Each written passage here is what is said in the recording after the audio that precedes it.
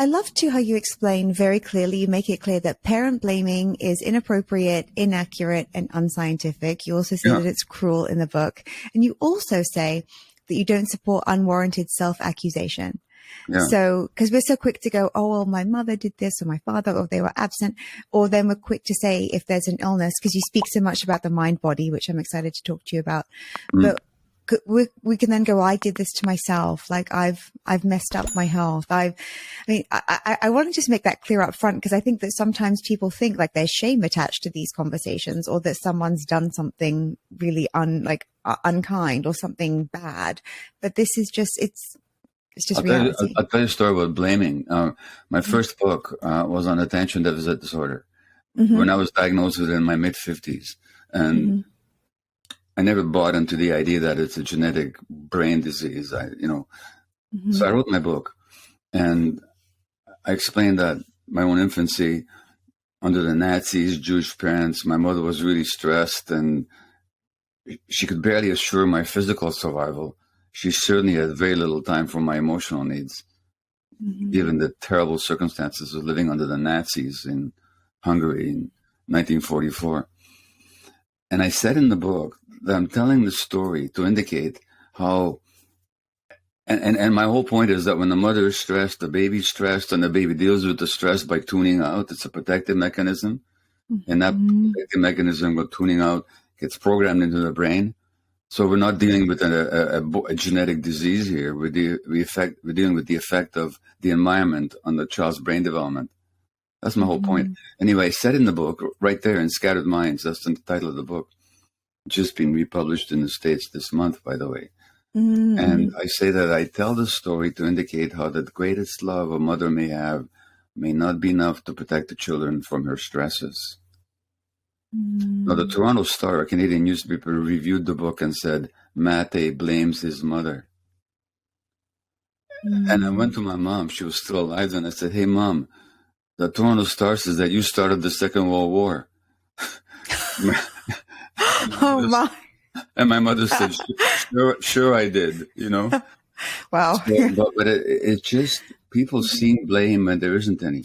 So it's a fine line. The fact is that the human personality and physiologically the human brain, according to all the science, develop in interaction with the environment, beginning in utero. And that also means that when mothers are stressed, those stresses get translated into physiological effects and psychological effects in the infant already in utero. So no, that's just reality. On the other hand, you're blaming the mother. No, you're not. Which mother chooses to be stressed? Did my mother choose to be choose the Second World War? Did your mother choose to be stressed? Or was she following the dynamics dictated by her own traumatic imprints as a child?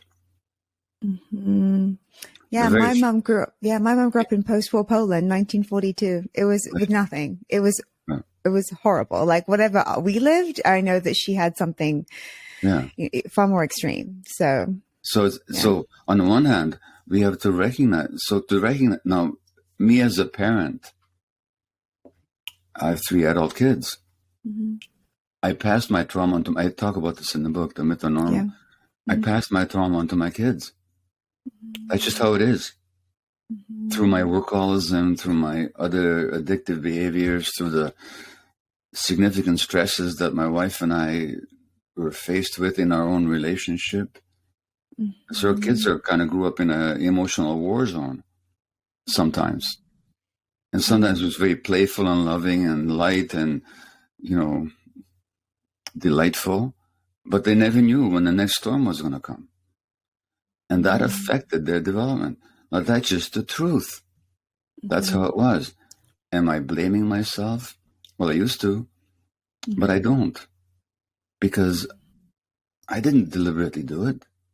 I was acting out my own programming. So the thing is to recognize the truth without blame. And you know what? I've often said to my kids, I'm not worried that you'll be angry with me. I'm worried that you won't be angry enough. So I want them to feel their anger, but that's not the same as blaming. Because blaming says you did something deliberately and knowingly. Anger says, I don't like what you did. And speaking of anger, you speak about, anger in the book and how we've lost a lot of anger. I think women especially. And then we kind of touched on this slightly, but how women who are very nice, nothing for me, don't worry about me. You even share a story about a lady who, when she was diagnosed with cancer, she's like, oh, what's my husband going to do? Like that was her first question. Well, here's what happened. So this is an article in a Canadian newspaper. This woman is describing her experience first person. Mm-hmm. And her husband's her name is Donna, I think. Her husband's name is Hai. And Hai's first wife died of breast cancer. And now Donna, the second wife, is diagnosed with breast cancer. And the doctor says to her, don't worry, it was not like that of Hai's first wife. Her cancer had spread everywhere by the time they found it. In your case, it hasn't spread. You're not going to die. And Donna says, but I'm worried about Hai. I'm afraid I won't have the strength to support him. So here she is diagnosed with a condition. The doctor can't, in all honesty, tell her because we just don't know. But she's the one that, regardless of the prognosis, will have to have surgery, maybe radiation, maybe chemotherapy. And her first thought is, but how will I support my husband? Rather than, oh boy, what am I going to need here? So this automatic regard for the emotional needs of others, suppressing your own, is a characteristic of people that I found and other researchers found is present in many cases of malignancy and many cases of autoimmune disease. And we can talk about the mind-body unity, how these traits actually affect the physiology. Now, another characteristic is that people who are very nice are very often people who can't get in touch with their healthy anger. Yes. Now, healthy anger is, you cross my boundaries, get out. That's healthy anger. It's in a moment. It's a healthy dynamic. Our brains are wired for it. It's a protection. It's a boundary defense. I'm not talking about rage and destructive acting out on others. I'm talking about healthy anger that says, you're in my space, get out. That's true emotionally or physically. Or even, if I may say, when your husband says, get up, you say, don't talk to me that way. That's just healthy anger. Now, who in this society is programmed by the culture to repress their healthy anger and to look after the emotional needs of others and always be nice? It's women.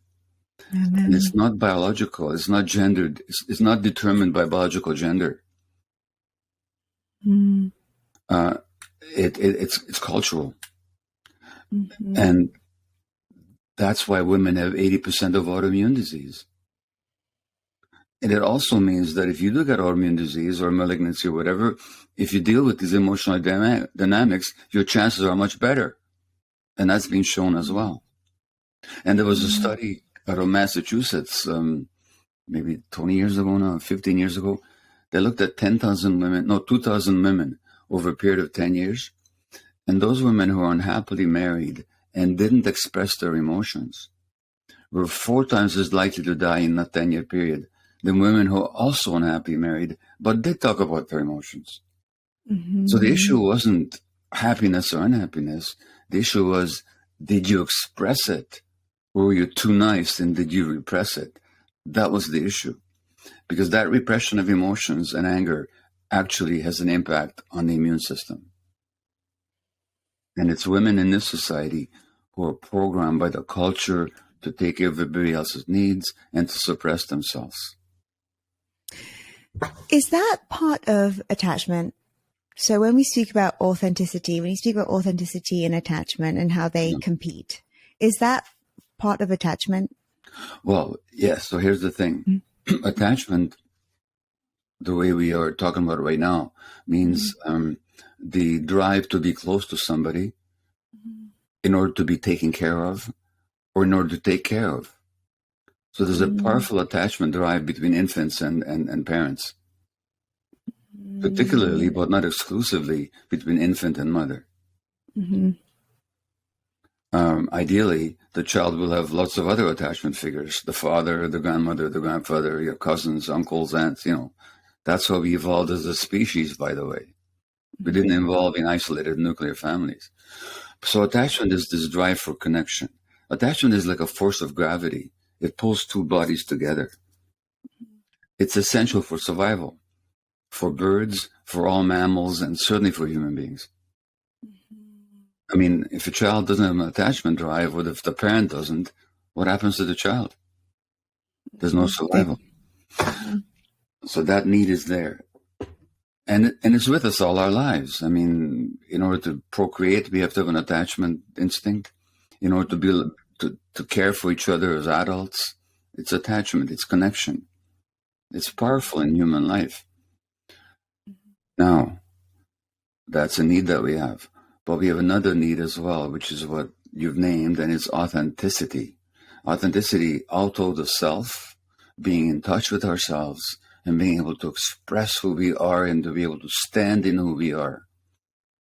Now, why is that important? Well, gut feelings, for example. That's being in connection with ourselves. That's being authentic, is to know and be able to act on our gut feelings. Now, any creature in nature, how long do they live if they're not in touch with their gut feelings? Not very long. So we have this need to be authentic, and we have a need to attach. But what happens is if you as a child, or I as a child, or anybody as a child gets the message that if you're in touch with your feelings and you express them, we don't like you. We can't handle it. It's not acceptable. You sit in a corner if you're angry. You sit by yourself. Well, what message does the child get? The message the child gets is, I, who I am, is not acceptable. If I want to attach, I have to suppress who I am. It's not a conscious decision. We can't help it. It's an automatic survival mechanism because the attachment has to be maintained. And if I have to become less than myself and suppress myself in order to attach, to belong, to be accepted, I will do that.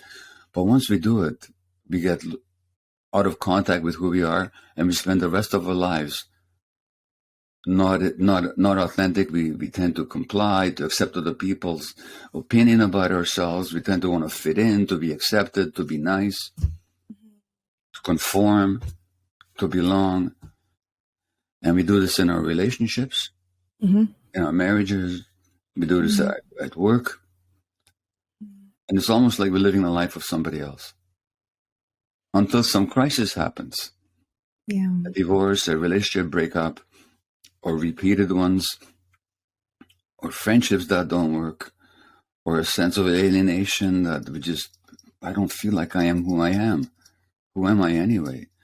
Or some illness, depression, anxiety, and addiction, or an autoimmune disease, or a flare-up, or frequent colds, or headaches, or migraines, or frequent back pains, or whatever. And then we say, well, what's going on here? So something has to happen to wake us up. And then we start saying, well, okay, how can I find out who I really am? So that the joy and the happiness that is my birthright is actually accessible to me. Because right now it isn't.